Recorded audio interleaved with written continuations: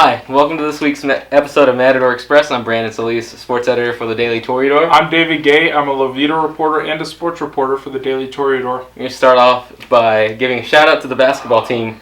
One and done in the tournament, but they made the tournament first time since 2006-2007 season. It was a heartbreaking loss, man. Was, I was listening to it. I didn't get to watch since I was traveling over spring break, but there were just so many opportunities of where they could have got ahead, and they just didn't do it.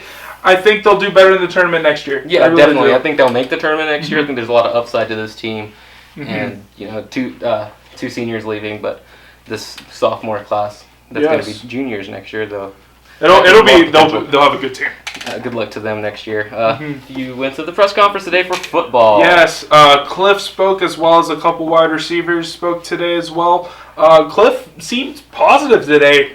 Usually the practice after spring break, they're all, getting off those spring break parties that everyone has and stuff like that. But, get together. He said that it was still a little slow, but you could see he was glowing. Something must have happened at practice today that made him really happy.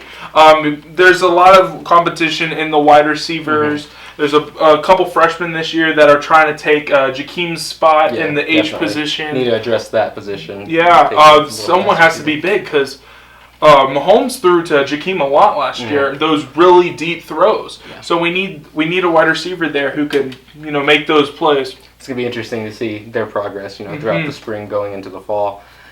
Tech track and field here at home this season for the first time, literally of the year, because no indoor season here in Lubbock due to the bubble collapse over the winter break.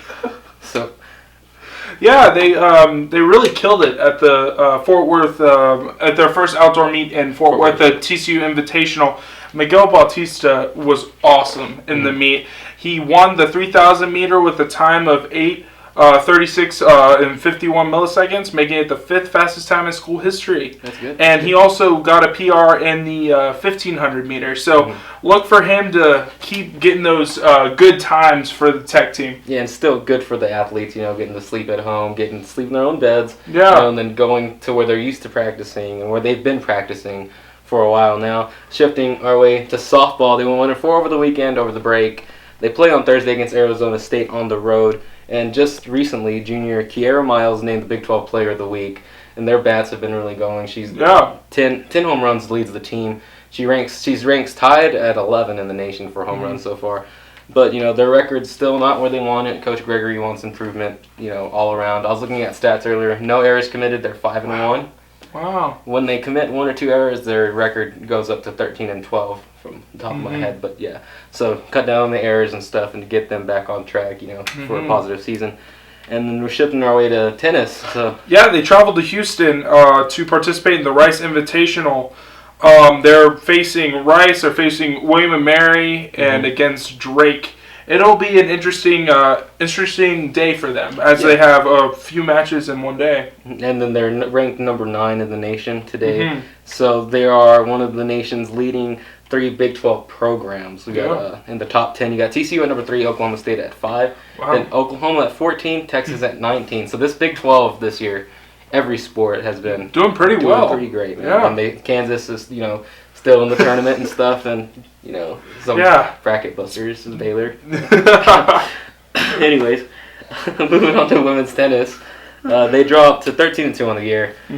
Rough loss to them. Talking to coach, rough loss because they lost to a number 57th ranked TCU team. And that's opening tough. the conference with a loss like that against a team like the Horned Frogs is just it takes a toll on the team. Yeah, and they were 13-1 going in there. Yeah, they were 13-1 going in that, and they lost to a top-ranked team too on the road for that one loss. But they host DePaul here in Lubbock on Wednesday at 5 p.m. Then Northwestern on Friday at 5 p.m. For them to bounce back. Oh yeah, they're gonna come with a fire. And ending on baseball today, defeated New Mexico 14-10 in a huge offensive game. Yeah. Every ball that was hit in the air seemed to go out of the ballpark. So that win was crazy. It was crazy. So it was just a good game, good win for them. It was just a midweek game, against New Mexico, 1-game series. They're heading into a home series against Oklahoma, the first home conference series of the season. So. Dameron didn't pitch as well as he has in the past. He, off the top of my head, he went 2 2/3, giving up 4. 4 runs. So he didn't do as well as he has in previous starts, but look, that's gonna. Yeah. He's been pitching well. Tadlock said that the 3 freshmen will be starting this week against Oklahoma. And speaking of Tadlock, though, he had a little heated moment today on the field, so we'll try to keep those down as well. Anyways, check all those recaps out for every sport that we mentioned in this week's episode of Matador Express. I'm Brandon Soliz. I'm David Gay. Thank you for watching.